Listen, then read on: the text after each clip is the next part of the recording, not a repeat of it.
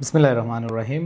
আসসালামু আলাইকুম প্রাণপ্রিয় শিক্ষার্থীরা, আশা করি সবাই ভালো আছো, সুস্থ আছো। তোমাদের সবাইকে জানাচ্ছি আমাদের ইংলিশ ফার্স্ট পেপারের এক ক্লাসে 35 মার্কের প্রস্তুতির ক্লাসে। এবং তোমরা যারা অলরেডি ক্লাসে জয়েন করেছো আমাকে একটু বলো যে তোমরা ঠিকভাবে শুনতে পাচ্ছ কি না, এবং যদি শুনতে পাও তোমরা অবশ্যই জানাবে যে ভাইয়া ঠিকঠাক আছে, এবং তোমাদের ফ্রেন্ডদেরকে একটু মেনশন করে দিবে যাতে করে তারা এই ক্লাসটি করে তাদের প্রস্তুতিটা আরও বেশি শানিত করে। তোমরা জানো ব্রজেন দাস, এটা আমাদের একটা গুরুত্বপূর্ণ প্যাসেজের মধ্যে পড়ে, বাট ব্রজেন দাস অনেক বড় একটা গল্প। সো এখান থেকে পুরো গল্পটা কখনো মডেল কোয়েশ্চেন হিসেবে আসবে না, মানে হচ্ছে তোমাদের সিন প্যাসেজ হিসেবে আসবে না। এখানে অবশ্যই মাথায় রাখতে হবে তোমাদের যতটুকু আসার কথা ততটুকুই আসবে। সো প্রাণপ্রিয় শিক্ষার্থীরা, তোমাদের সবার উদ্দেশ্যে বলছি যে তোমরা যারা এই ব্রজেন দাসটা রিভিশন দিতে চাও, যারা ব্রজেন দাসটা একটু ভালোভাবে পড়তে চাও, তাহলে তোমরা এইখান থেকে 100% একটা ভালো প্রস্তুতি নিয়ে যেতে পারবে। সো প্রাণপ্রিয় শিক্ষার্থীরা, সবাই একটু জয়েন করে নাও এবং তোমরা খাতা কলম নিয়ে রেডি হয়ে যাও। ব্রজেন দাসের দ্য ফাইনাল শট, এই অংশটুকু থেকে তোমাদের প্যাসেজের মধ্যে সামারি আসতে পারে, তোমাদের আনসারিং কোয়েশ্চেন আসতে পারে, এমসিকিউ আসতে পারে, অথবা ফ্লো চার্ট আসতে পারে। যেভাবে আসুক না কেন আমরা একটা ভালো প্রস্তুতি নিতে পারবো, সেটা মাথায় রেখে আমরা আমাদের প্রস্তুতিটা নিব। সো প্রাণপ্রিয় শিক্ষার্থীরা, এই জায়গায় সামারিটা বা হচ্ছে ফ্লো চার্ট, ইনফরমেশন ট্রান্সফার অথবা আনসারিং কোয়েশ্চেন এবং এমসিকিউ তোমাদের মাথায় রাখতে হবে। যেভাবে আসুক না কেন তুমি যেন সহজভাবে এবং সঠিকভাবে আনসার আসতে পারো। ওকে, সো তোমাদের এই ফাইনাল রিভিশন অথবা রিভিশন ক্লাসগুলো তোমাদের আশা করি অনেক বেশি উপকারে আসবে, কারণ পরীক্ষার হলে আমার কথা মনে পড়বে, না ভাই আমাদের রিভিশনটা খুব ভালো করে দিয়েছিল। সো আসো, এই ব্রজেন দাসের দ্য ফাইনাল শট অংশটুকু আমরা খুব ভালো করে পড়বো। সো এই প্যাসেজটা আসলে অনেক কঠিন না, বাট আমরা যদি না পড়ি, আমরা যদি না জানি, তাহলে হয়তো কঠিন মনে হবে। ওকে, সো তোমাদের সাথে হয়তো ঈদের আগে আগামীকাল আমাদের শেষ ক্লাস হতে যাচ্ছে। সো আশা করি তোমরা প্রত্যেকে খুব মনোযোগ দিয়ে ক্লাসটা করবা, এবং এই ক্লাসে তোমাদের ইনশাল্লাহ খুব সহজে আমি শেষ করতে পারবো বলে আমি মনে করি। দেখো the final shot. Okay, so Brajen Das তোমরা জানো যে অনেক বিখ্যাত একজন সাঁতারু, এবং তার যেই দেখো তার যে চেষ্টা এবং তার যে অবদান সেগুলোই এইখানে বলা হয়েছে। ঠিক আছে, ওকে ভাইয়া, যেগুলো আগে পড়িয়েছেন সেগুলো আর ক্লাস হবে না, না যেগুলো আগে পড়িয়েছি সেগুলো আর দরকার নাই তোমাদের পড়ানো বা পড়ার, বিকজ তোমরা অলরেডি পড়েছো। ঠিক আছে, সো আমরা সবাই একটু খেয়াল করব যে শুরু করে দেই আমাদের পড়াটা। On the morning of 9 September 1961। On the morning মানে কি ভাইয়া? অন দ্য মর্নিং হচ্ছে সকালে, তাই না? অন দ্য মর্নিং সকালে, কখন?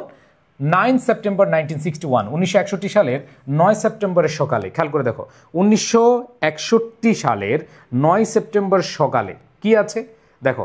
9 সেপ্টেম্বর সকালে আফটার ফিনিশিং মাই সুইম, মানে এখানে ব্রজেন দাস তার কথাটা বলছে যে আফটার ফিনিশিং, আমরা জানি আফটার প্রিপোজিশনের পরে ভার্ব প্লাস আইএনজি হয়।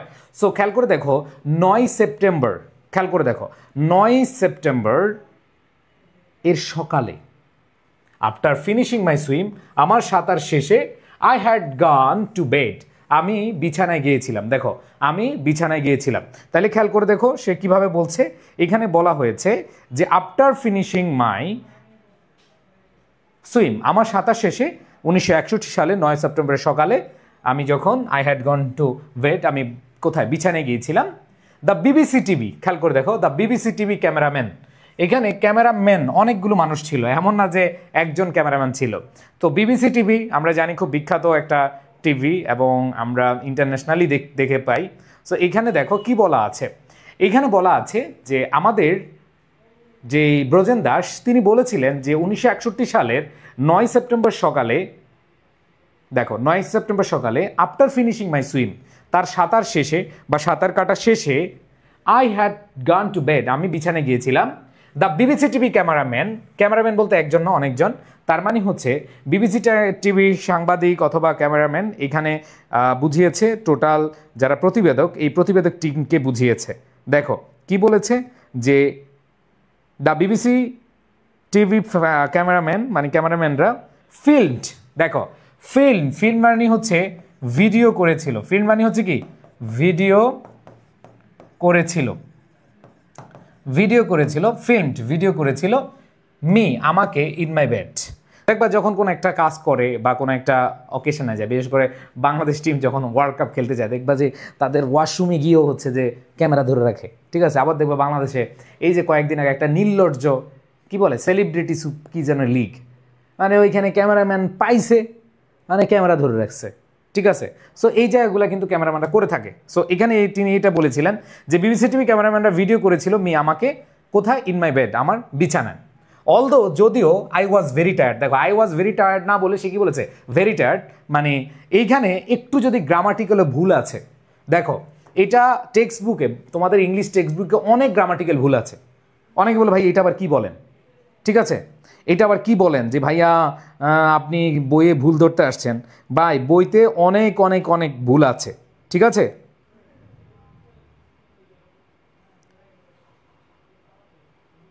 একজন বলছে ভাইয়া বিবিসি মানে কি, British broadcasting corporation, British broadcasting corporation BBC, ঠিক আছে।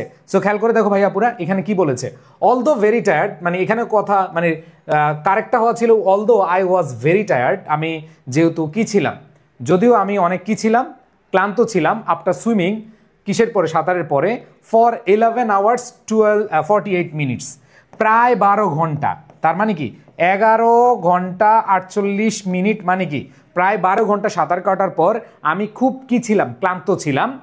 I could not fall asleep, আমি ঘুমাতে পারিনি, আমি ঘুমোতে পারিনি। দেখবা যে অনেক ক্লান্ত হওয়া সত্ত্বেও ঘুম আসতেছে না। স্বাভাবিকভাবে আমরা জানি ক্লান্ত হলে ভাইয়া প্যাসেজের নাম কি, ব্রোজেন দাস। তোমরা দেখো প্যাসেজটা হচ্ছে ব্রোজেন দাস প্যাসেজ, ঠিক আছে। সো খেয়াল করে দেখো I could not fall asleep, আমরা যখন অনেক কাজ করি, অনেক বেশি ক্লান্ত থাকি, আমাদের কিন্তু ঘুম আসে, বাট এখানে কিন্তু সেটা বলে নাই যে I could not fall asleep, আমি ঘুমাতে পারিনি। দ্য থট, চিন্তা, থট মানে কি চিন্তা, দ্যাট, যে চিন্তাটা ছিল যে I had once again failed my country. দেখো এটা দ্বারা কি বুঝিয়েছে, যে সে ঘুমাতে পারে নাই, ক্লান্ত, তারপরে হচ্ছে কি ঘুমাতে পারে নাই, কেন, কারণ আছে। কারণটা কি খেয়াল করে দেখো, যে দ্য থট, চিন্তাটা কি ছিল, থট মানে চিন্তা, থট মানে কি চিন্তা, I had once again failed my country, যে আমি আরেকবার আমার দেশকে হারাচ্ছি, মানে হারিয়েছি, ঠিক আছে, যে আমি আরেকবার আমার দেশকে হারাচ্ছি, ওকে। এরপরে দেখো ফ্রেন্ডস, আমার বন্ধুদেরকে হারাচ্ছি, অ্যান্ড ফ্যান্স, আমার যারা শুভাকাঙ্ক্ষী তাদেরকে হারিয়েছি, মানে এই যুদ্ধে আমি জিততে পারছি না। আমি হারা মানি আমার দেশ হারছে, আমি হারা মানি আমার বন্ধুরা হারছে, আমি হারা মানি আমার শুভাকাঙ্ক্ষীরা হারছে, ঠিক আছে। এরপর বলছে ওয়াজ ডিস্টার্বিং মি, ডিস্টার্বিং মানে বিরক্তি করা না, জ্বালাতন করা। ডিস্টার্বিং মানে হচ্ছে যেটা, খেয়াল করে দেখো যে এখানে বলেছে যে আমাকে অস্থির করেছিল, ওয়াজ ডিস্টার্বিং মি, ডিস্টার্বিং মানে এখানে অস্থির করেছিল। যেহেতু সে হাঁটতেছে, বারবার হাঁটতেছে, তো বারবার হেরে যাচ্ছে মানে কি তার দেশ হারছে। কারণ ব্রোজেন দাস যখন একটা ইন্টারন্যাশনাল ইভেন্টে যাচ্ছে, যেমন বাংলাদেশ যখন ধরো কোনো একটা টুর্নামেন্টে হারে, তখন ওই টুর্নামেন্টে হারার কারণে আমরা কি বলি, সাকিব আল হাসান হারছে, বলো। আমরা কি কখনো বলি যে মুশফিকুর রহিম হারছে? আমরা কি কখনো বলি যে মাহমুদুল্লাহ রিয়াদ হারছে? আমরা বলি যে বাংলাদেশ হারছে। সো এটা এইভাবে বুঝিয়েছে যে I had once again failed my country, আমি আবারও আমার দেশকে হারিয়েছি, মাই ফ্রেন্ডস, আমার বন্ধুদেরকে, আমার ফ্যান্স, শুভাকাঙ্ক্ষীদেরকে হারাচ্ছি, ওয়াজ ডিস্টার্বিং মি, মানে এই যে the thought was disturbing me, এই সেন্টেন্সটা এরকম হইতো, the thought was disturbing me, এই চিন্তাটা আমাকে অস্থির করেছিল। কি চিন্তা? যে I had once again failed my country, আমি আবারও হারাচ্ছি আমার দেশকে, আবারও হারাচ্ছি আমার ফ্রেন্ডসকে, আবারও হারাচ্ছি আমার ফ্যান্সকে। বুঝাতে পেরেছি? সবাই বলো। ও ভাইরা আমার, বোনেরা আমার, মনোযোগ দাও। এখানে ব্রোজেন দাস এরপরে বলেছে আফটার অনলি 4 hours স্লিপ, মাত্র 4 ঘন্টা ঘুমের পর, দ্য ফলোয়িং নাইট, পরবর্তী, ফলোয়িং মানে হচ্ছে পরবর্তী, নাইট মানে হচ্ছে রাত, তার মানে এখানে বলেছে আফটার অনলি 4 hours স্লিপ, তার মানে হচ্ছে মাত্র 4 ঘন্টা ঘুমের পর, দ্য ফলোয়িং নাইট, অন্য রাতে বা পরের রাতে আই ডিসাইডেড টু, মনে রাখবা ডিসাইডেড পরে ভার্ব আসলে টু প্লাস ভার্বের বেস ফর্ম হয়, যে আই ডিসাইডেড টু, আমি সিদ্ধান্ত নিয়েছিলাম, টু ট্রাই অ্যাগেন, আবার আমি চেষ্টা করব, ফর দ্য 6th টাইম, তার মানে এর আগে 5 বার সে হেরে গেছে। ও বন্ধুরা আমার, ও ভাইয়েরা আমার, একটু মনোযোগ দিয়ে শোনো, যে আমরা জানি সফলতা কিন্তু সহজে আসে না, সফলতা কিন্তু একবারই আসে না, যেই সফলতা বারবার হারার পরে আসে সেই সফলতা তোমাকে ল্যান্ডমার্কে নিয়ে যায়, এটা আমরা মনে প্রাণে বিশ্বাস করি। সো প্রাণপ্রিয় শিক্ষার্থীরা বলেছে আফটার অনলি 4 আওয়ার স্লিপ, মাত্র 4 ঘন্টা ঘুমের পর, দ্য ফলোয়িং নাইট, পরবর্তী রাতে, I decided try to again, আমি সিদ্ধান্ত নিয়েছিলাম যে আমি আবার কি করব, আমি আবার চেষ্টা করব, ফর দ্য 6th টাইম, 6ষ্ঠবারের মতো। এইবার বলেছে আই হ্যাড ফিক্সড, আমি স্থির করেছিলাম, দ্য টেন্টেটিভ, টেন্টেটিভ মানে হচ্ছে সম্ভাব্য, চিল্লে বলো টেন্টেটিভ অর্থ কি ভাইয়ারা? টেন্টেটিভ মানে হচ্ছে সম্ভাব্য, ডেট মানে হচ্ছে তারিখ, তার মানে আই হ্যাড ফিক্সড, আমি স্থির করেছিলাম, আমি নির্দিষ্ট করেছিলাম, কি করেছিলাম? দ্য টেন্টেটিভ ডেট, সম্ভাব্য তারিখ, ফর সেপ্টেম্বর 20। দেখো 9 সেপ্টেম্বরের বিষয়টা, এরপরে তিনি হচ্ছে পরবর্তীতে সেপ্টেম্বরের 20 তারিখে তিনি ফাইনাল করেছেন যে হ্যাঁ, আমি সম্ভাব্য ডেট হিসেবে 20 সেপ্টেম্বরকে নিয়েছি, আমি আবার ট্রাই করব, 5 বার হেরেছি, কোনো সমস্যা নাই, আমি 6ষ্ঠবারের মতো আমি আবারও এই যুদ্ধে নামবো। এরপরে খেয়াল করে দেখো, অন দ্যাট ডে, ওই দিন, আই টুক, আমি নিয়েছিলাম, দ্য ফেরি টু ক্যালাইস। খেয়াল করে দেখো এইখানে বলেছে আমি পরদিন, এখানে অন দ্যাট ডে পরদিন না, এখানে সেই 20 সেপ্টেম্বরের কথা বলেছে, এইখানে বলেছে অন দ্যাট ডে, ওই দিনে, আই টুক, আমি নিয়েছিলাম, দ্য ফেরি, ফেরিতে, টু ক্যালাই। ক্যালাই মানে হচ্ছে, এটা হচ্ছে ফ্রান্সে অবস্থিত একটা বন্দর, ফ্রান্সে অবস্থিত একটা বন্দর, এটা হচ্ছে স্থানের নাম, ফ্রান্সে অবস্থিত একটা বন্দর বা ফ্রান্সের বন্দর, ঠিক আছে? তো এখানে সে বন্দরে হচ্ছে কি নিল? একটা ফেরি নিয়েছিল, একটা কি নিয়েছিল? ফেরি নিয়েছিল। আসো ভাই আপুরা, এইখানে দেখো ফেরি নেওয়ার পরে সি সিক, খেয়াল করে দেখো এখানে যে জিনিসটা আমরা দেখব, এতটুকু বুঝছো তো? আচ্ছা আমি একটু সামারি করে দিই।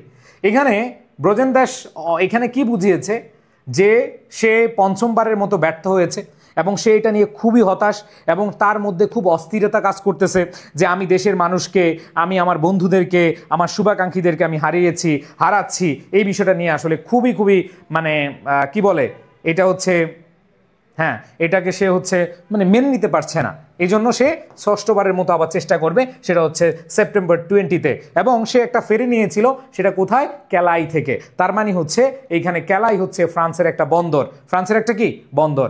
এইবার আসো প্রাণপ্রিয় শিক্ষার্থীরা ও আমার ভাই বোনেরা, একটু মনোযোগ দিয়ে দেখো, পরবর্তী অংশটুকু আমরা পড়ার চেষ্টা করব। এখানে বলেছে আই গেট সি সিক। তোমরা কি জানো সি সিক মানে কি? সি সিক মানে হচ্ছে সমুদ্র অস্থিরতা বা সমুদ্র অসুস্থতা। দেখবা যে জাহাজে উঠলে বা কোনো একটা যানবাহনে উঠলে হচ্ছে, অনেকে বাসে উঠলে বমি করে, আছে না? ঠিক আছে, ওকে ভাই, খেয়াল করে দেখো, দেখো অনেকে হচ্ছে মানে হচ্ছে বাসে উঠলে বমি করে, তাই না? সো আবার অনেক আছে নৌকায় অথবা জাহাজে উঠলে কি করে, স্টিমার উঠলে বমি করে। So I get seasick, তাহলে খেয়াল করে দেখো যে এখানে আমি হই, মানে আমি জাহাজে অসুস্থ হয়ে পড়ি, ইন দ্য ফেরিতে, অ্যান্ড অলসো ডিউরিং সুইমিং, এবং সাঁতারে, if there are breakers or waves. খেয়াল করে দেখো এখানে কি বলেছে, যে আমি সিসিক বা হচ্ছে অসুস্থ হই ইন দ্য ফেরিতে, অ্যান্ড অলসো এমনকি সাঁতার কাটার সময়। তাইলে খেয়াল করে দেখো এইখানে তার জার্নিটা আলোচনা করছে, বলেছে আই গেট সিসিক, যে আমি অসুস্থ হয়ে যাই ইন দ্য ফেরিতে, অ্যান্ড অলসো ডিউরিং সুইমিং, এবং সাঁতার কাটার সময় আমি কি অসুস্থ হয়ে গিয়েছিলাম। এরপর হচ্ছে if there are breakers or waves. If, খেয়াল করে দেখো, যদি, যখন ঢেউ ভাঙা, মানে হচ্ছে ব্রেকার্স মানে কি, ঢেউ যখন ভাঙে। তোমরা সমুদ্র সৈকতে গেছো কারা কারা? সমুদ্র সৈকতে কারা কারা গেছো? যারা সমুদ্র সৈকতে গেছো তোমরা দেখবা যে তোমাদের যখন হচ্ছে সমুদ্র সৈকতে ঢেউটা আসে, ঢেউটা আইসা যখন মানে ঠাস করে বাড়ি খায়, মানে অনেক সময় মজা লাগে, কিন্তু অনেক সময় যখন মাঝ নদীতে কেউ যাও, দেখবা যে ঢেউর সাথে তুমি কোথায় চলে গেছো তুমি নিজেও বুঝতে পারবা না। ঠিক আছে ভাই, গল্পের মূল কাহিনী বলেন, তাহলে ভালো করে বুঝতে হবে। মূল কাহিনী বুঝাবো ভাই, আগে একটু পড়া শেষ কর। খেয়াল করে দেখো, তাহলে বলছে if there are breakers or waves. আচ্ছা, ব্রেকার্স মানে হচ্ছে ঢেউ ভাঙ্গা, ওয়েভস মানে হচ্ছে কি, ঢেউ, যেটাকে আমরা জানি। ঢেউ মানে কি, কোনো ঢেউ আসলে অথবা ঢেউ ভাঙলে আমি অসুস্থ হয়ে যাই। ঠিক আছে, তো এই বিষয়টা বলেছে ভাই। এটা কোন প্যাসেজ? এটা হচ্ছে ব্রজেন দাস ভাই, অ্যাডমিশনের ক্লাস কি এসএসসি এক্সামের পরে হবে? আচ্ছা, তোমরা যারা আমাদের অ্যাডমিশন কোর্সে ভর্তি হবা, এখনই আমরা তোমাদেরকে ডিসকাউন্ট দিচ্ছি। আমাদের ডিসকাউন্টে অনেক বড় একটা ডিসকাউন্ট দিচ্ছি। লেকচার শিট ছাড়া তোমরা মাত্র 3000 টাকায় ভর্তি হতে পারবা, লেকচার শিট সহ তোমরা 4000 টাকায় ভর্তি হতে পারবা, এবং এটা আগামী 4 তারিখ থেকে 11 তারিখের মধ্যে ভর্তি হলে এটা করতে পারবা। তোমরা আমাদের লঞ্চিং লাইভ দেখেছো ভাই, এই চ্যাপ্টারটা পড়িনি, এটা ব্রজেন দাস ইম্পর্টেন্ট আছে, একটু দেখে নেবা। হ্যাঁ, এটা যদিও অনেকে বলো ভাইয়া খুব বেশি ইম্পর্টেন্ট, বাট আমি বলবো ভাই রিস্ক নেওয়ার দরকার নেই, পড়ো, আমি পড়াই দিচ্ছি, তোমার বাসায় আর পড়া লাগবে না, জাস্ট আমার কথা শুনো আর লাগবে না। দেখো দিস সি সিকনেস, এই সমুদ্র অসুস্থতা বা সমুদ্র পীড়া was the main cause of my failure. খেয়াল করে দেখো, এই যে সমুদ্র পীড়া বা সমুদ্র অসুস্থ হওয়া, এটা আমার সবচেয়ে প্রধান কারণ কিসের? অফ মাই ফেইলার, আমার ব্যর্থতার। To set a world record, একটা বিশ্ব রেকর্ড করতে on September 8 or 9 or even 1960। তো সে খুব আক্ষেপ নিয়ে বলছিল, ব্রজেন দাস বলছিল এরকম যে এই যে সি সিক, এই যে সমুদ্র অসুস্থ হয়ে যাওয়া, ঢেউ আসলে অথবা ঢেউ ভাঙলে আমি অসুস্থ হয়ে যাই, এই অসুস্থতার কারণে আমি এর আগে যে 5মবারের মতো আমি 5 বার হেরেছি, এর মধ্যে 8 তারিখ বা 9 তারিখ অথবা 1960 সালে যখন আমি বিশ্ব রেকর্ড করতে করতে করতে এই চুই অবস্থা, তখন আমি হেরেছি। এর পেছনের প্রধান কারণ হলো, এর পেছনের মূল কারণ ছিল, সেটা হলো সি সিকনেস। এটা হচ্ছে কি? Sea sickness. ওকে, এবার আসো দ্য নাইট। দেখো কি বলছে এইবার, দেখছো, বুঝছো তো, সে আক্ষেপ নিয়ে বলছিল। এখন বলছে দ্য নাইট রেস্ট, রাতের বিশ্রাম, at the Cap Gris Nez hotel did me immense good. খেয়াল করে দেখো, তার মানে হচ্ছে রাতের যে বিশ্রামটা কোথায়, সে রাতের বিশ্রাম নিয়েছে দ্য ক্যাপ গ্রিসনেস হোটেল। ওরে বাবা, অনেক বড় হোটেলের নাম, ঠিক আছে, ধরো Nurjahan hotel, the cap Nurjahan Nargis hotel. তোমরা এটা মনে রাখো এইভাবে, দ্য ক্যাপ নার্গিস হোটেল, এটা প্যাসেজ দেওয়া থাকবে, তো তোমার মুখস্থ করা লাগবে না। এটা কি নার্গিস হোটেল, নাকি বিলকিস হোটেল, নাকি জরিনাস হোটেল, নাকি সকিনা হোটেল, তো এটা লেখা থাকবে, কোনো সমস্যা নাই, ঠিক আছে। তো এখানে খেয়াল করে দেখো, ডিড মি ইমেন্স, ইমেন্স মানে হচ্ছে বিশাল, প্রকাণ্ড, বিশাল বা প্রকাণ্ড, অনেক বড়। ইমেন্স গুড, তার মানে হচ্ছে যে আমার বিশাল উপকার, গুড মানে হচ্ছে ভালো। যে ওই যে রাত মানে হচ্ছে রাতে যে আমি বিলকিস হোটেলে, সরি বিলকিস না, নার্গিস না, সরি ক্যাবগ্রিস হোটেলে যে আমি ছিলাম, ওই রেস্টটা আমাকে অনেক কি করেছে, ভালো উপকার করেছে। ভালো কি উপকার করেছে? বা 26-এর অ্যাডমিশন কোর্স আছে, হ্যাঁ, তোমরা কৃষ্ণাপাল 26-এ যারা আছো অ্যাডভান্স ক্লাসগুলো করে ফেলো, অ্যাডভান্স ভর্তি হয়ে যায়, 1 বছর আগে তুমি প্রস্তুতি নিয়ে ফেলো, তুমি হবা বারুদ। যারা টপ করে তারা ম্যাক্সিমাম আগে থেকে প্রস্তুতি নেয়, ঠিক আছে। এবার আসো পরেরটা। এবার বলেছে আই ফেল্ট, আমি অনুভব করেছিলাম, on top of the world. খেয়াল করে দেখো, এইখানে যে জিনিসটা আমরা দেখতে পাচ্ছি যে আমি অনুভব করলাম, টপ অফ দ্য ওয়ার্ল্ড মানে হচ্ছে বিজয়ের চূড়ায়, মানে একবারে বিশ্বের একবার উপরে, মানে মনে মনে চাঙ্গা। আমরা দেখি না যে কিছু কিছু সময় আমাদের হৃদয়টা খুব চাঙ্গা থাকে, মাঝে মধ্যে তুমি পড়তে বসলে মনে হয় যে ইস আজকে সব পড়ে খুব খায় ফেলবো, আজকে খুব মোটিভেশন পাইছি, ঠিক আছে। দেখবা মাঝে মধ্যে বাবা যদি বলে এই বেটা তুই এ প্লাস পাইলে তোরে ওরে বিয়ে করে, সরি ও মানে তোরে গিফট করবো, কি গিফট দিব, তখন হচ্ছে তোমার মনটা চাঙ্গা হয়ে যায়, এই শালা পড়বো না মানে পড়তে হবে, ঠিক আছে, পড়তে হবে। তোমরা এরকম কিন্তু অনেকে পাও, তাই না? সো প্রিয় শিক্ষার্থীরা খেয়াল করে দেখো, এখানে I felt on the top of the world, এখানে মানে হচ্ছে যে আমি খুব আনন্দিত অনুভব করছি, অথবা আমি বিজয়ের উল্লাস পাচ্ছি। The weather on September 21 was near perfect, তার মানে হচ্ছে সে যে 20 তারিখে শুরু করেছিল, 21 তারিখে দেখলো যে খুব, দেখো এখানে দ্য ওয়েদার, আবহাওয়া 21 সেপ্টেম্বর ছিল কি প্রায় নিখুঁত, প্রায় কি নিখুঁত। ওকে, এরপরে দেখো I jumped into the water. খেয়াল করে দেখো, আই জাম্পড, আমি লাফ দিয়েছিলাম, জাম্পড মানে হচ্ছে লাফ দেওয়া, the water within 12 days of my 5th swim. খেয়াল করে দেখো যে আই জাম্পড, আমি লাফ দিলাম, ইনটু দ্য ওয়াটার, পানিতে, উইদিন 12 days 12 দিনের মধ্যে, অফ মাই 5th সুইম, 5ম সাঁতারের। আর রেকর্ড ইন ইটসেলফ, নিজে একটি রেকর্ড। এবার আফটার সেইং, এটা বলার পরে after saying a little player, sorry after saying বলার পরে না, after saying a little player মানে হচ্ছে যে নামাজ বা হচ্ছে ছোট প্রার্থনা শেষে, যেহেতু ব্রজেন দাস এখানে নামাজ না প্রার্থনা, সো প্রার্থনা শেষে খেয়াল করে দেখো, আস্কিং গড, আল্লাহর কাছে চাইলাম বা সৃষ্টিকর্তার কাছে চাইলাম, to give me good weather, আমাকে একটা ভালো আবহাওয়া দেওয়ার জন্য, all through and to crown me with success.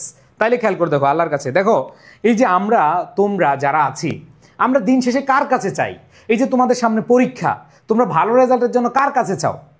তোমরা আমাদের কাছে বলো যে স্যার প্লিজ আল্লাহর কাছে দোয়া করেন, মা তুমি আল্লাহর কাছে দোয়া করো, বাবা তুমি আল্লাহর কাছে দোয়া করো, তোমার শুভাকাঙ্ক্ষীরে বলো তোমরা একটু আল্লাহর কাছে দোয়া করে যাতে আমার পরীক্ষা ভালো হয়।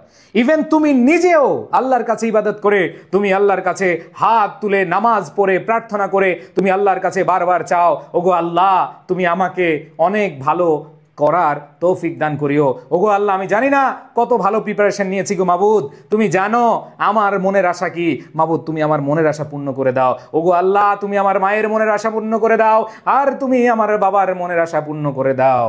মাবুদ মাওলা গো, আজ শুধু তোমার কাছে ফরিয়াদ জানাই, আজ শুধু তোমার কাছে চাই গো মাবুদ, তুমি ছাড়া কেউ নাই। অনেক দুষ্টামি করেছি, অনেক কষ্টের মাঝেও নিজেকে যাইতে দেই নাই, শুধু আনন্দ ফুর্তিতে ছিলাম। মাবুদ মাওলা গো, আজকে তোমার কাছে আবারও ফরিয়াদ জানাচ্ছি। মাবুদ এতদিন নামাজ পড়ি নাই, পরীক্ষা আসলে নামাজে পড়তে বসি গো আল্লাহ, তুমি আমার এই নামাজকে কবুল করে নাও। আমার আগের নামাজ না পড়ার কারণে যত গুনাহ হয়েছে গো মাবুদ, আমাকে তুমি মাফ করে দাও। ইয়া গাফুরুর রহিম, ইয়া গাফুরুর রহিম, মাবুদ গো আপনি আমাকে এই পরীক্ষাটা ভালো করার তৌফিক দান করো গো মাবুদ। দেখো তোমরা এখানে যারা আছো তোমরা প্রত্যেকেই কিন্তু চাও, তো ব্রজেন দাস এটাই করেছিল, সৃষ্টিকর্তার কাছে প্রার্থনা করেছিল যে আল্লাহ অথবা সৃষ্টিকর্তা। সো এইখানে দেখো, এইখানে আমাদেরকে বলা হয়েছে গিভ মি গুড ওয়েদার, ভালো আবহাওয়া দাও, অল থ্রু পুরো সময়, and to crown me, crown মানে হচ্ছে সফল করা, ক্রাউন মানে হচ্ছে কি সফল করা, সফল করতে উইথ সাকসেস, যে আমাকে সফলতার সাথে সফলতার মুখ দেখতে অথবা সাফল্যের মুখ দেখতে আমাকে সফল করে দাও। এরপরে বলছে nearly the whole of Cap Gris. দেখো nearly the whole of Cap Gris মানে হচ্ছে নুরজাহান হোটেল, যে বলছে nearly the whole of Cap Gris Nez village, তার মানে বলেছে যে ক্যাপ গ্রিজনেস গ্রামের হ্যাড টার্ন আউট বের হয়েছিল টু উইশ মি লাক। দেখো টার্ন আউট বের হয়ে আসা, টার্ন আউট মানে কি বের হয়েছিল, টু উইশ মি আমাকে অভ্যর্থনা জানাতে, আমাকে শুভকামনা জানাতে, অ্যান্ড সি মি আমাকে দেখতে, enter the water for the six time, যে ষষ্ঠবারের মতো আমাকে পানিতে প্রবেশ করতে আমাকে শুভকামনা জানাতে আসছে। ওই যে ক্যাপগ্রিজ যে হোটেলে ছিল, ওই হোটেলের আশেপাশের মানুষ বা যে গ্রাম আছে ওই গ্রামের মানুষ আমাকে কি করছে, শুভকামনা জানাতে আসছে। ঠিক আছে, বুঝতে পেরেছো? ওকে, সো আশা করি তোমরা এই প্যাসেজটা বুঝতে পেরেছো। সো এই প্যাসেজটা মোটামুটি সহজ ছিল, বাট পরীক্ষার হলে আমরা পারবো কিনা আসো আমরা একটু দেখি। The word finishing mention in the passage means, যে ফিনিশিং দিয়ে কি বোঝায়?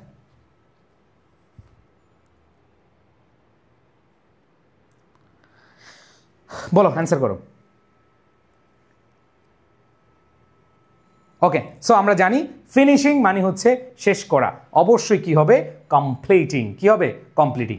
এবার দেখো কুড নট ফল অ্যাসলিপ মানে হচ্ছে কি, মানে ঘুমাতে পাচ্ছি না, তার মানে কি হবে, রেস্টলেসনেস, মানে কামলেসনেস, শান্ততা হবে না, হোপলেসনেস হবে না, রেস্টলেসনেস মানে বিশ্রাম পাচ্ছে না, হয় মানসিকভাবে বিশ্রাম পাচ্ছে না, শারীরিকভাবে বিশ্রাম পাচ্ছে না, কুড নট ফল আসলিপ।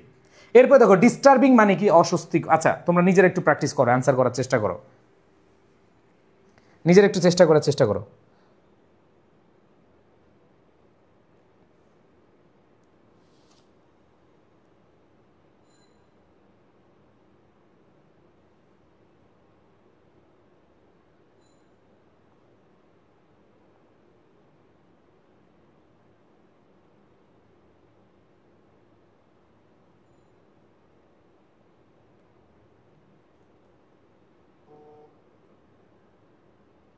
ইয়েস, দেখতে পাচ্ছি অনেকে অ্যান্সার করেছো। আসো আমরা একটু মিলিয়ে নিই।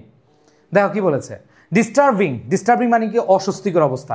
অস্বস্তিকর যদি অবস্থা হয় তাহলে কি আপসেটিং মানে আর নিজের দেশকে জিতাতে পারলাম না, নিজের বন্ধুদের মনের আশা পূর্ণ করতে পারলাম না, তাই না? আর দেখো Brojen Das had fixed tentative date for September 20, এটা কত সালে, 1971 হবে না, 1961 সালে। কি সালে, 61 সালে। ওকে, আচ্ছা এরপর দেখো দ্য ওয়ার্ড ক্রাউন মানে কি ভাই, আমরা জানি ক্রাউন মানে হচ্ছে গার্ল্যান্ড, সফলতা। ইন্সপায়ার হবে না, এনকারেজ হবে। দেখো ইন্সপায়ার, এনকারেজ, নার্চার এগুলো একই রিলেটেড, বাট যেটা একটু ভিন্ন সেটাই আমাদের পেয়েছি। গার্ল্যান্ড সফলতা, সফলতার মুকুট। ক্রাউন তোমরা শুনছো না, ক্রাউন।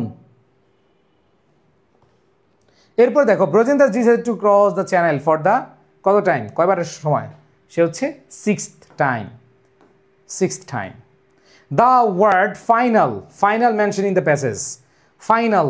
দেখো আমরা দেখেছি যে সে এর আগে পাঁচবার কি করেছে মনে আছে, সে 5 বার চেষ্টা করেছে বা 6 টাইমে, ঠিক আছে। ওকে, সো ফাইনাল মানে হচ্ছে আমাদের এখানে কনক্লুডিং আছে, আমরা জানি কনক্লুশন উপসংহার বা শেষ, তার মানে ফাইনাল হবে, কি হবে ফাইনাল। ওকে, এরপর দেখো দ্য ক্যামেরাম্যান ওয়ার ফ্রম, কোথায়, বিবিসি বাংলা নাকি বিবিসি টিভি। অনেকে বিবিসি বাংলা, বিবিসি পায়ে অ্যান্সার করে দিবে, বিবিসি বাংলা না রে ভাই, বিবিসি টিভি হবে, কি হবে বিবিসি টিভি। এরপর দেখো দ্য ওয়ার্ড শট, শট বলতে এখানে বুলেট না কিন্তু, মানে ফাইনাল শট মানে সব চেষ্টা, শেষ চেষ্টা, ফাইনাল শট এখানে কি ফুল চেষ্টা। ভাই এই পেজটা তো সাজেশন দেন নাই ভাই, সাজেশনে ব্রজেন দাস ছিল, সো ব্রজেন দাস তোমাদের একটু পরে যেতে হবে।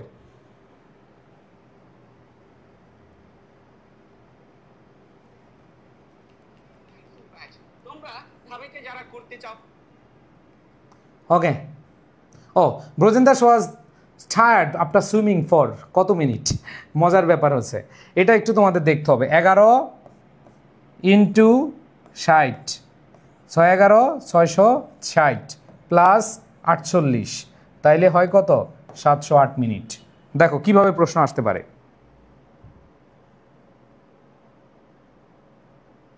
ওকে, so the question, what was the decision of Brojen Das after sleeping only 4 hours for the following night? সে কি সিদ্ধান্ত নিয়েছিল, সো এটা আমাদের প্যাসেজে খুব সুন্দরভাবে দেওয়া আছে। অনলি 4 আওয়ার্সের ওইখানে চলে যাও, ওইখানে গিয়ে লিখো after sleeping only for 4 hours the following night the decision of Brojen Das was try to cross the channel for the 6th time in order to set a world record. Okay, এরপর দেখো why was Brojen Das very tired on the morning of 9 September 1961। Okay, yes, তার মানে সে যে try করেছিল because he had finish swimming 11 hours 48 minutes। দেখো এগুলো খুব বেশি সময় লাগতেছে না, কারণ এগুলো সহজ আছে। What was the record of Brojen Das when he jumped into water on September 20। তো এটা আমরা রেকর্ড দেখেছি যে এখানে সে হচ্ছে দেখো 1961 সালের 21 সেপ্টেম্বর আছে, আবার he set a record having the gap only 12 days between 2 consecutive swims। 12 দিনের একটা গ্যাপ আছে তাই না, 9 তারিখ আর হচ্ছে 21 তারিখ, 9 তারিখ এবং কি 21 তারিখ। সো এটা আমরা দেখেছি প্যাসেজে খুব সুন্দরভাবে দেওয়া আছে, এটা নিয়ে আমি বেশি সময় নিব না কারণ এগুলো সহজ আছে। Why could not Brojen Das fall sleep in spite of his tiredness, যে ক্লান্তি থাকা সত্ত্বেও কেন সে ঘুমাইতে পারে নাই বলো। এই যে আমরা দেখেছি যে তিনি ক্লান্তি থাকা সত্ত্বেও কি ঘুমাইতে পারে নাই, তার মানে could not fall sleep in spite of tiredness because the thought he had once again failed his country, friends and fan was travelling him. দেখো how was Brojen Das filmed on 9 September 1961, who filmed him. So BBC টিভির যে ক্যামেরাম্যানরা আছে তারা হচ্ছে film করেছে এবং তার হচ্ছে ভেডেটা করেছিল, এবং যখন তে ব্যর্থ হয়েছিল মানে 5th টাইমের মতো, তখন হচ্ছে ক্যামেরাম্যানরা আসছিল। ওকে, আচ্ছা, সো এটা সহজ আছে, বেশি সময় নিব না, একবার সহজ আছে। ওকে, আচ্ছা ভাইয়া পুরা এইখানে কি বলা আছে যে আফটার ফিনিশিং, খেয়াল করে দেখো, জাস্ট হচ্ছে after finishing swim Brajen Das had gone to bed in the morning, এখানে কি হবে সেপ্টেম্বর 9, 1961, খালি দেখে বসে দেবেন হি সুইম সেপ্টেম্বর 9, 1961। এরপর বিবিসি টিভি। তো ইনফরমেশন ট্রান্সফার কম আসে, কারণ হচ্ছে এটা খুবই সহজ। ইনফরমেশন ট্রান্সফার আসলে খালি নাচবা, ঠিক আছে, ও নাচার দরকার নেই, এমনি তোমাদের মাইর খাবে। আচ্ছা ভাইয়া পিডিএফ আপলোড দেওয়া হয় নাই, কোন পিডিএফ দেওয়া হয়েছে, ও হ্যাঁ গতকাল 2টা দেওয়া হয় নাই, পেয়ে যাবা। এবার দেখো তোমাদের ফ্লো চার্টটা দেখো, in the flow chart showing the activities of Brojen Das. So এইখানে তোমাদের মাথায় রাখতে হবে যে ব্রজেন দাস থেকে তোমাদের ফ্লো চার্ট এবং সামারিটা একটু বেশি ইম্পর্ট্যান্ট যদি আসে। ওকে, তো ব্রজেন দাস থেকে কি বললাম, ব্রজেন দাস থেকে সামারি এবং ফ্লো চার্টটা অনেক বোর্ডে আসার সম্ভাবনা অনেক বেশি আছে, এই জন্য তোমাদেরকে আমি একটু পড়াইয়া দিলাম, ঠিক আছে। ওকে, আচ্ছা দেখো, প্রথম হচ্ছে ফিনিশড হিজ সুইম, তার মানে হচ্ছে তার অ্যাক্টিভিটিসগুলো আমরা দিব। সো এখানে তোমরা ফিনিশড হিজ সুইম, তারপর হচ্ছে ওয়েন টু বেড, বিডি না ওয়েন টু বেড আর কি, এখানে ইটা বাদ পড়ছে। Felt very tired, cameraman could not fall sleep, তিনি ঘুমাইতে পারেন না। ডিসাইডেড টু ট্রাই অ্যাগেন, এরপরে ফিক্সড টেন্টেটিভ ডেট, আবার ট্রাই করলো এবং সে হচ্ছে সেখানে অনেক সাহস পাইলো, এনকারেজ পাইলো। ঠিক আছে, বা ড্যান্স করবো নাচবো না, হ্যাঁ ড্যান্স করবা নাচবা না, মনে মনে ড্যান্স করবা। ঠিক আছে, and summary, Brojen Das went to bed on the morning, এই যে জাস্ট এইটাকে যা পড়লাম একটু জাস্ট ছোট করে লিখবা, এই হচ্ছে বিষয়। তো Brojen Das went to bed on the morning of 9 September 1961 after swimming for almost 12 hours. So এখানে ছিল যে 11 ঘন্টা 48 মিনিট, তুমি বলবা অলমোস্ট 12 আওয়ার্স, এটাই তো সংক্ষিপ্ত হয়ে গেছে তাই না? আচ্ছা, তারপরে খেয়াল করে দেখো কি বলেছে, ইনস্পাইট অফ হিজ টায়ার্ডনেস, তার মানে হচ্ছে তার ক্লান্তি থাকা সত্ত্বেও হি কুড নট স্লিপ, সে ঘুমাতে পারেনি। ঠিক আছে, এরপর দেখো the thought of failing his country friends, তারপর হচ্ছে and fans disturbed him continuously, সে বারবার হচ্ছে কি হচ্ছিল, অস্থির হচ্ছিল। এরপর বলেছে eventually he decided to try for the 6th time to cross the channel, he took plentiful of rest the night before, he prayed to God to give him perfect weather and to crown him with success before jumping into the water on September 21. Okay, so আশা করি তোমরা প্রত্যেকে খুব ভালোভাবে বুঝেছো এবং তোমাদের যারা আছো এখানে আমার এই ক্লাসগুলো করছো, আমাদের ক্লাসগুলো করছো। ঈদের আগে আমাদের আগামীকাল শেষ ক্লাস, এরপর ঈদের পরে আবার আমরা শুরু করব। অলরেডি তোমাদের ফাইনাল ডিভিশনের ক্ষেত্রে 17টা মোটামুটি ক্লাস হয়ে গেছে, না 15 বা 16টা, আমি সরি কয়টা হবে, 16টা হয়ে গেছে মেবি। সো ঈদের আগে 17টা, এরপর ঈদের পরে আমাদের 8টা হবে। সো তোমাদের যে 25টা ক্লাসের কথা বলেছি আলহামদুলিল্লাহ শেষ হয়ে যাচ্ছে। ওকে, সো এই সময় অনেক টেনশন আসবে, টেনশন নিয়ে কিছু নাই। ঠিক আছে, অনুপ্রেরণার আরেক নাম এইচএসসি পরীক্ষা। এইচএসসি পরীক্ষা তোমার আসবে, এইচএসসি পরীক্ষা তোমার আবার চলেও যাবে। এইচএসসি পরীক্ষা তুমি টেনশনও নিবা, আবার এইচএসসি পরীক্ষা তুমি দিয়ে ভালো রেজাল্টও করবা। সো ভাইয়া টেনশন একটা জীবনের অংশ, বাট যে বেশি টেনশন করবে তার হয়ে যাবে, সে মানে হয়ে যাবে পুরো প্যারেশান। তো প্যারেশান হওয়া যাবে না। ঠিক আছে, ওকে। সো আজকে খুব অল্প সময়ের মধ্যে তোমাদের শেষ করেছি, এবং তোমাদের কেমন লাগছে আমাদের এই ফাইনাল রিভিশন ক্লাসগুলো, কেমন লাগছে একটু বলো। ওকে, বা বাংলা ক্লাস, হ্যাঁ ঈদের পরে আবার বাংলা ক্লাস শুরু হবে। ঠিক আছে, আমরা 11 তারিখ থেকে বা 10 তারিখ থেকে শুরু করব ইনশাল্লাহ। তোমাদের স্বর্ণ ভাই এবং সুফিয়ান ভাই বাংলা ক্লাস শুরু করবে। ঠিক আছে, ওকে। সো সবাই তাহলে ভালো করো, সবার প্রতি শুভকামনা জানিয়ে আজকে বিদায় নিচ্ছি। তোমরা যারা আমাদের আইসিইউ বেসে ভর্তি হবা, এখন ডিসকাউন্ট আছে তোমাদের 4 তারিখ থেকে 11 তারিখ, ডিসকাউন্টটা নিয়ে নিও, লুফে নিও। এত বড় ডিসকাউন্ট আর পাবা না, এত বড় ডিসকাউন্ট আর পাবা না। সবাই ভালো থেকো, সুস্থ থেকো, সকলের প্রতি শুভকামনা জানিয়ে আল্লাহ হাফেজ, আসসালামু আলাইকুম।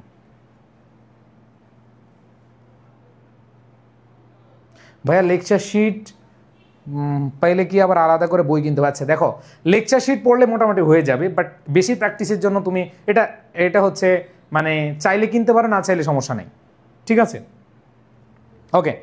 সো ভালো থেকো ভাই। ভর্তি হবো কিভাবে? ভর্তি হওয়ার জন্য তোমরা হচ্ছে আমাদের যে নম্বর দেওয়া আছে বা আমাদের এডুকেশন পেজে নক দিবা যে আমি ডিসকাউন্টে অ্যাডমিশন কোর্সে ভর্তি হতে চাই। আমি চ্যালেঞ্জ দিয়ে বললাম ইনশাল্লাহ তোমরা যারা আমাদের এখানে ভর্তি হবা বেস্ট সার্ভিসটা পাবা। দেখো আমরা ফ্রিতে, এটা তো ফ্রি নাকি, 49 বা হচ্ছে 69টা কি, তোমাদের কিন্তু আমরা ক্লাস মিস দিচ্ছি না, তোমাদের কিন্তু যে যে ক্লাস দরকার সবগুলো ক্লাস দিচ্ছি। ঠিক আছে, সো নো প্রবলেম, ভরসা রাখো, we are with you guys, কোনো সমস্যা নাই। ঠিক আছে, আল্লাহ হাফেজ, আসসালামু আলাইকুম।